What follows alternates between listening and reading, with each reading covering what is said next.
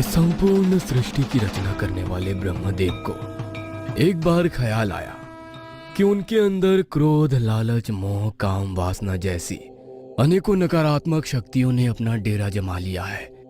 यदि वे इन सभी नकारात्मक प्रभाव से दूर नहीं होंगे तो उनके बनाए जीवों पर भी उनकी इस नकारात्मक ऊर्जा का प्रभाव पड़ने लगेगा। इसलिए अपने भीतर की नकारात्मक शक्तियों को समाप्त करने के लिए वे योग मुद्रा में बैठ गए और अपने तप के प्रभाव से एक एक करके नकारात्मक ऊर्जाएं जैसे क्रोध, लालच, मोह इत्यादि को खुद से दूर करने के लिए जप तप करने लगे।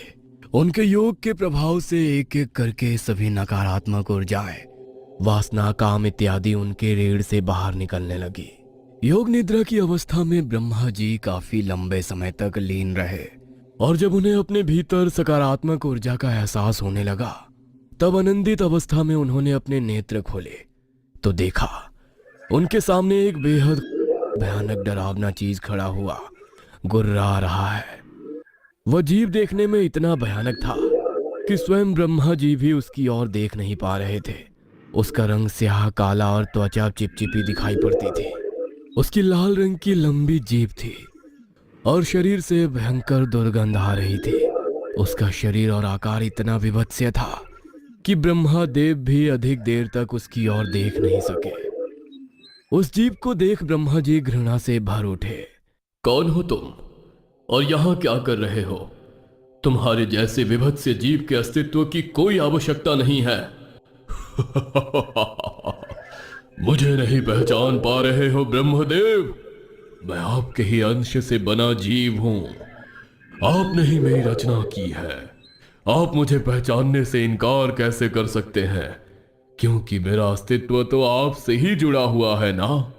ब्रह्मा जी को कली की बात सुनकर क्रोध आ जाता है। ये कैसी बातें कर रहे हो? मैं तुम्हारे जैसा भयानक और विकृत जीव भला क्यों बनाऊंगा? स्पष्ट बताओ कौन हो तुम और तुम्हारे यहां आने का प्रयोजन क्या है? अपने भीतर के नकारात्मक को देखकर इतनी घृणा मत करो ब्रह्मदेव। याद करो आपके भीतर की काम, लोभ, लालच जिन्हें योग के माध्यम से आप अपने शरीर से बाहर निकाल रहे थे, उन्हीं ऊर्जाओं से मेरा निर्माण हुआ है। देखो मुझे और एहसास करो भीतर से तुम कितने भयानक और बदसूरत हो। मेरी और दो पल भी देखना। तुम्हें अच्छा नहीं लग रहा ना, किंतु मैं तुम्हारी ही सच्चाई हूं। बलि की बात सुनकर ब्रह्मा जी और भी अधिक क्रोधित हो जाते हैं। तुम्हारे शरीर की तरह तुम्हारा मन और जुबान भी उतना ही गंदा है। स्पष्ट कहो, क्या चाहते हो तुम? इस संसार से धर्मा और अच्छाई का विनाश करना चाहता हूं। आप और समस्त देवता मिलकर धर्म को संसार में स्थापित करना चाहते हैं ना। इस धर्म को अधर्म में बदलकर सब कुछ दूषित कर देना चाहता हूं मैं। मुझे नफरत है हर उस मनुष्य से जो ईमानदारी और सादगी से अपना जीवन बिता रहा है। मुझे नफरत है उन लोगों से जो पूजा पाठ और धर्म कर्म को ही अपना जीवन का लक्ष्य समझते हैं। साधु संत ऋषि मुनि इन सभी का धरती से सफाया करना चाहता हूं मैं। कली नाम है मेरा। कलयुग का भगवान मैं ही हूं। अधर्म का स्थापक बनूंगा मैं और धरती पर पाप, व्यभिचार, लोभ, लालच और बेईमानी को हर प्राणी तक पहुंचाऊंगा। धरती पर जितना धर्म, पाप, लोभ और कुकृत्य बढ़ेंगे उतना ही मुझे बल मिलेगा और देखते ही देखते पूरे लोक का स्वामी बन जाऊंगा मैं।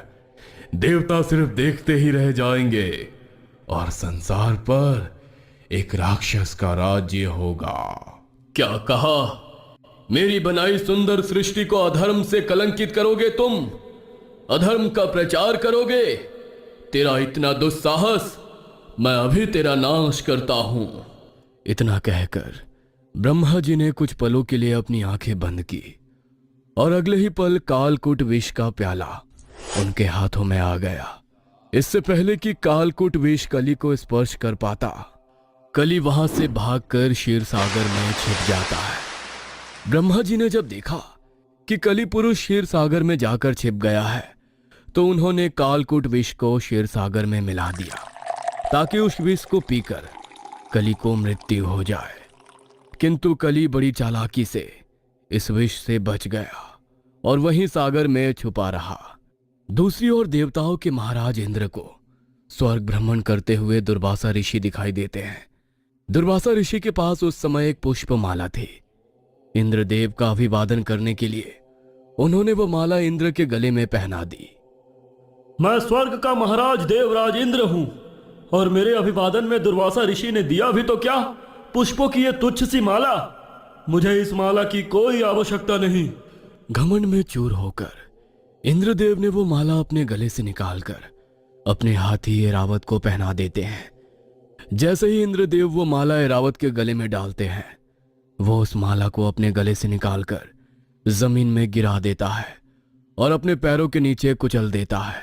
अपने दिए हुए उपहार का ऐसा अपमान देखकर दुर्वासा ऋषि बेहद क्रोधित हो जाते हैं और इस क्रोध में इंद्र को एक श्राप दे देते हैं। मेरा श्राप है कि जिस ऐश्वर्य के अभिमान में तुम मेरा अपमान कर रहे हो वह तुमसे छिन जाएगा। लक्ष्मी तुमसे रूठ जाएगी और तुम्हारे धन बल में भी हानि होगी। तुम्हारे स्वर्ग लोक में त्राही त्राही मचेगी और तब तुम्हें एहसास होगा कि ऋषि के श्राप का क्या अर्थ होता है। दुर्वासा ऋषि के श्राप के कारण देवता कमजोर होने लगे और उनके मान सम्मान और धन में हानि होने लगी, जिसके कारण इंद्र असुरों के साथ हुए युद्ध में हार जाते हैं। पूरे इंद्रलोक में त्राही त्राही मच जाती है। सभी देवतागण अपनी समस्या लेकर भगवान विष्णु के सामने प्रस्तुत होते हैं। ये सब दुर्वासा ऋषि के श्राप का परिणाम है। आप सभी के टूटते बल और यश में होती हानि अब सिर्फ अमृत के सेवन से ही ठीक हो सकती है। किंतु अमृत पाने के लिए सबसे पहले आपको समुद्र मंथन करना होगा। समुद्र मंथन के बाद जो अमृत निकलेगा उसी से आप सभी की शक्तियां वापस आ सकेंगे। भगवान विष्णु से उपाय सुनने के बाद सभी देवता जाकर समुद्र मंथन करने लगते हैं, किंतु उनकी शक्तियां इतनी कम हो चुकी थी कि अकेले समुद्र मंथन कर पाना उनके लिए संभव ही नहीं था। ऐसे में देवताओं ने असुरों के राजा बलि से मदद मांगी। ठीक है, असुर सेना मदद करने के लिए तैयार है, किंतु हमारी एक शर्त है। समुद्र से निकलने वाले अमृत में आधा हिस्सा असुरों को दिया जाएगा। हालांकि इंद्रदेव अमृत को किसी भी हालत में असुरों के साथ बांटना नहीं चाहते थे, किंतु इस समय उनके पास कोई और चारा भी नहीं था।